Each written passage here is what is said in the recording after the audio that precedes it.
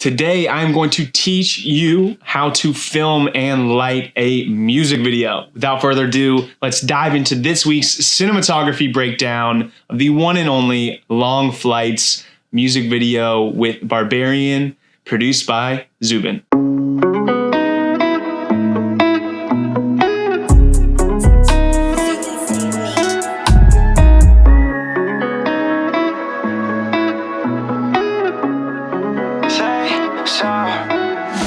If it's up, better say so.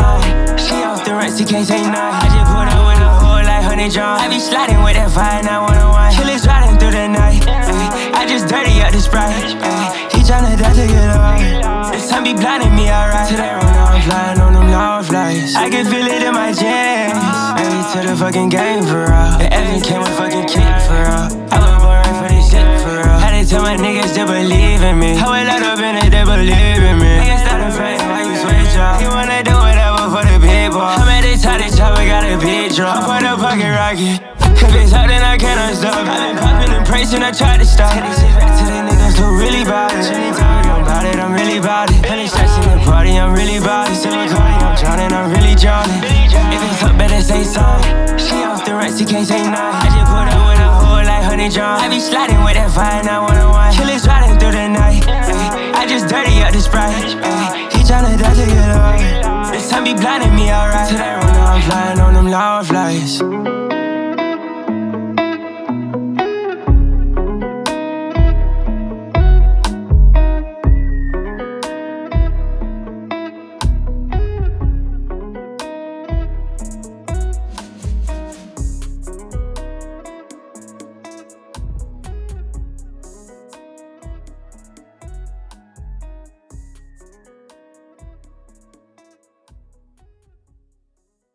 All right, now that you got a chance to check out the video, let's dive into the details and really break down this music video. So first and foremost, guys, I want to preface this cinematography breakdown with the fact that June was the craziest month of my life. Happened over a month ago, and that is when we shot this video. So getting to the cinematography breakdown a bit late, so apologize here, guys, but I'm going to be referencing my computer just to refamiliarize myself with the different lighting setups we had, but just wanted to kind of preface that. So first and foremost, before we dive into it, let's get into the goods. What all did we use for this production?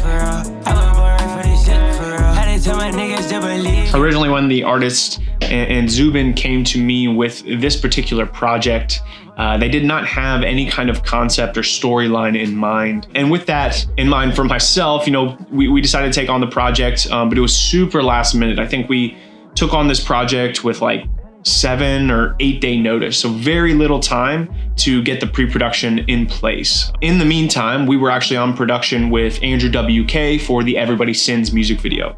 So literally every single day we were on set for 10 to 12 hours. So I'd spend my time beforehand, during lunch break, and afterwards doing my research and trying to get the pre-production done and communicating with the client, Zubin and Barbarian. With all of that in mind, we knew that it was important to make sure that we focused on minimal locations and minimal setups and just tried to get the best possible performances and looks that we could with lighting and color and all of that. And so again, guys, that's what we really focused on. So again, why we had literally car for a driving shot, we used the studio, and then we used an airplane hangar, and that was it. We kept the locations very minimal and very simple, so that way we could really just spend all of our time trying to get the lighting absolutely perfect and really narrowing down on getting incredible performances. Camera-wise, we use the Ursa Mini Pro G2, which I am filming this video with right now. On top of the Ursa Mini Pro G2, we used a Canon 16-35 f2.8, a Tamron 24-70 f2.8, the Moment Sim Bloom filter, 10% cinematic diffusion, and so this filter is very much similar to what you'd see with like a Black Pro Mist. Matter of fact, in reality, it is a Black Pro Mist. They've just labeled it and branded it their own way. Got it on here for this video here as well. That's pretty much it gear-wise, guys. Stabilization, you know, I use my Flycam steady rig for a bit of stabilization with the handheld shots and movement. And then we used the Glide Cam for some nice, steady, smooth, fluid movement. So without further ado, let's go ahead and jump right into the video. I can feel it in my jams. All right, now talking about lighting, guys, we used a Forza 200, we used a Forza 60B. We also used an Aperture 300D with an Aperture LiCo adapter. And then we used GMV branded LED panels. We used Godox 60 tube lights. And then lastly, we used the Nanlite Pavo Tube 6Cs. We used about 4 to 6 of those for some various different lighting setups. All right, so jumping right into the studio, first and foremost, let's just talk about this entrance scene right here. So the very beginning of the video has a nice entrance scene, and really where that came about was just a little creative conceptualization on set. Again, as I mentioned, there was no storyline with this video. So for me, one of the big concerns was making sure we had a really good start and finished the video. Because without a storyline, we've just got a bunch of performance footage. That's great and all, and it can look awesome.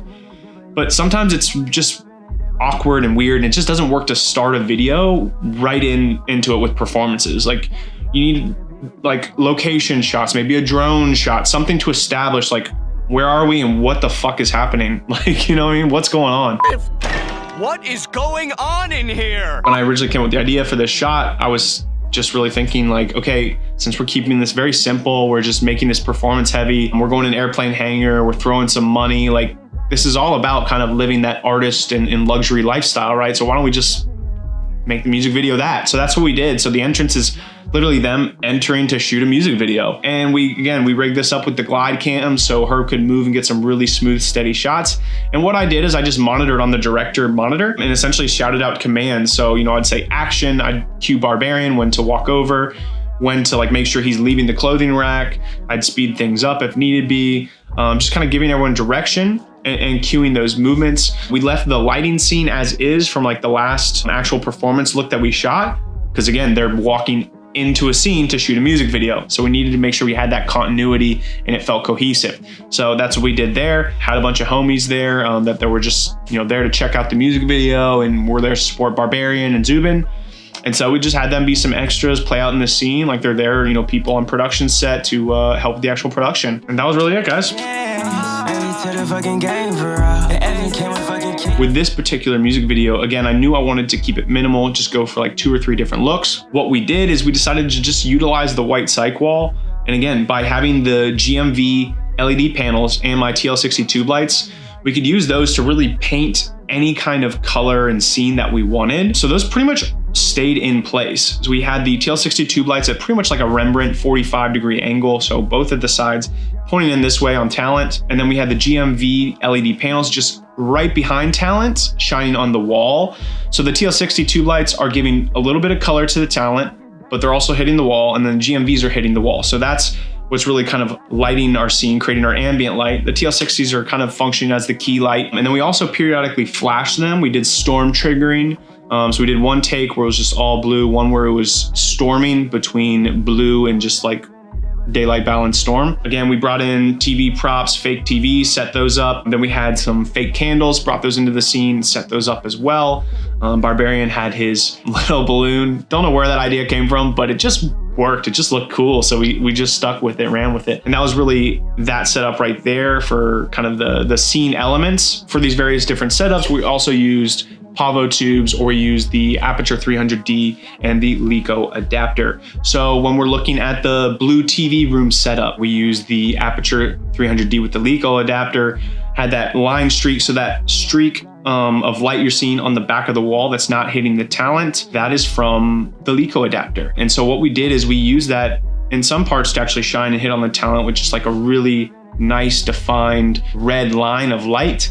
But we also did it shining on the back wall as well. And what that helps do is, again, create more depth and separation. So when we're coloring the back wall, let's say we color that purple, and then we've got color hitting me that's blue. Well, that's great. We create depth with variation in color. But sometimes the back can still feel very flat. And so by adding texture onto the back wall, by a single slit, multiple slits, a circle, like there's different lights and things you can paint on the back wall, especially with a LiCo adapter, because a LiCo adapter comes with what's called sleeves or leaflets. And these will be different little circular pieces you can insert into the Leco adapter and it'll have a different look. Like one might be faking blinds, another might be, again, like a single streak, another might be like 4 blocks, like an old-fashioned like 4-block window. Different things like that, right? So you can use these Lecos to create different textures and lighting looks. And I really love using this for just sprucing up scenes that are just missing that little extra tidbit. There's so many times where I'm on set and I'm trying to make a scene work and look cool, and there's just something missing. And I'm telling you, I literally just throw in the Leco and paint a texture on the back wall, and suddenly like it just feels 10 times, no, infinitely better. In this scene, as you can see, the Leco adapter is just kind of widened a bit, and you can actually control with they give it lens attachments, which then you can kind of control the focus, being that you make it either, you know, like for instance with this, I can make it really soft, or I can make the focus really sharp, right? So same exact kind of vibe here. You can make it wider or tighter and softer or sharper. And so we just made it a little bit wider and a little softer so we could get some good light hitting on Zubin as well as Barbarian there. And then we have very, very brief pink scene moment. It was cool, but I liked all the other shots better, so it just didn't get a lot of look and love into the video. But again, GMV LED panel shining on the back wall, TL60 tube lights hitting talent. That's pretty much it, guys. We didn't use the Leco adapter for this scene. So 2 more things I want to hit on within the studio scene. So one is we're seeing with the TV look here. So what we did to make this just more interesting is use the Nainlight Pavo tube to 6Cs. So we placed those tube lights behind the TVs and in between those cinder blocks, obviously to where they're hidden and can't be seen by the camera, but create some really unique and ominous light. Now, again, by adding in these light sources, we're highlighting the objects and the different props in the scene to give them more life and love. So you as the audience can get more information, digest the content in the imagery better, and again, just make it more interesting, more dynamic of a look. And so we did another variation here, as you guys are seeing with this one. We did the Pavo tube lights again, and just stuck those behind the cinder blocks and in the trash can. Again, like it's a small, subtle thing, but look how just adding that color contrast makes the image so much more interesting, dynamic, and unique. Something I'm gonna try and do maybe for you guys in the future is like capture before and afters when we do this with lighting, because obviously you can't see the before, so you can't tell the full extent of the difference. But I think, you know, just kind of imagine in your head, I think you can understand and see the difference. Like imagine if those lights weren't there, like the image would be flatter, those objects would be darker and more obscured, wouldn't be as much detail and information. Like here we can read everything with our eyes. We can see all the information, take it all in, digest it, but it's still interesting. It's still captivating and engaging, right? Like it's not like it's flat and I see everything. There's curve to it, there's contrast, there's dynamic changes in the image, but I can still read and take in all the information, which I think is a huge thing. Now, moving on from the studio and getting to the airplane hangar. Okay, so I'm gonna break these down one by one. Now, first and foremost, when we got to the airplane hangar, what we did is we worked with the, owners of the airplane hangar to get 2 different airplanes brought into this hangar so we could utilize the space and have these looks with the airplanes. Again, trying to showcase this jet life, got all the money, music making lifestyle. So we brought those in, then we brought in the Mercedes as well as the Tesla, and then we started setting up our lighting. Again, guys, knowing that I wanted to light up this entire space, I knew that we needed a lot of light, a lot of output. And I also knew that, we wanted to create something that was engaging, felt hard, felt aggressive, matched the intensity of the song. And so with that, I really wanted to go with a really strong hard light look. And so what we did is we used the Forza 200 and in Aperture 300, as well as a Godox VL300. So the Godox VL300 and the Forza 200 were taken and set in the back, and those are in the back corners just above the airplanes, shining straight ahead, so getting some really good backlight that's creating some edge and some rim along our talent, as well as the cars, as well as it's just ambiently lighting the space, right? So now we've got some decent light in the space, everything's backlit, which is super huge, always important. Next, I wanted to light up the props in the scene a bit more, right? So what we did is we again used the TL60 tube lights as well as the Pavo 2 6Cs, and then we put those in the cars as well as the airplanes to again create more interest and a more dynamic image by adding contrast in color. So this is all daylight balance, then we're throwing in color contrast in the cars and in the airplanes, just again to make it more interesting, unique. And I think having the color in there adds that bit of like luxury customization, right? Like gives the idea that they've got a custom car, a custom airplane. And so that really kind of helps push that agenda a bit further, if you will. And then lastly, we used a Aperture 300D, and that was our key light. We had that up in the front. We flew it up as high as we could. And then what we did from there, as you're obviously seeing with the video, having that dynamic light streak kind of cutting across, is I just kind of gave our team, our crew of helpers, just told one of the guys, I literally just want you flowing to the music, just go with the beat. We're just trying to move with the beat, do a little bit different movements at times. Like if the song slows a little bit, get a little slower, it's a little more intense or fast, match that intensity, right? And so we did just that. And so again, just by creating movement with the light, how much more interesting, dynamic it is. Like if we just left the light straight on shining at them, it'd be like just a total flat image. You get the fucking point. Do you understand the words that are coming out of my mouth? Or if we just lit from the side, we never swung the light at all, well, we'd have a really nice edging and shaping from the side. But again, with a glide cam shot where we're mainly shooting straight on and looking for cool movement, lighting's not really helping anything. It's gonna feel super static when our camera is giving us a lot of movement, our talent's giving us a lot of movement. So I wanted to match that with the lighting. Like again, just making as dynamic and interesting an image as possible. So having so much movement. Again, movement from the camera, movement from the talent, movement from the lighting, just making for a really, really interesting image. And so that's exactly what we did, guys. Again, that was kind of the lighting setup. Again, we had Herb on the glide cam, just pushing in and out, parallaxing. Again, I would give him just direction on kind of hitting certain marks within the song. And then again, just trying to match the pacing, intensity, and tempo. So the next setup we did at the airplane hangar was we had Barbarian and Zubin sitting on top of the actual airplane itself. And then this, we just decided to start adding in some color, making more color looks again. Backlight, we literally left exactly where it was, right in the corner. So we still had that light shining from the back. We just put a red gel on there, some nice backlight.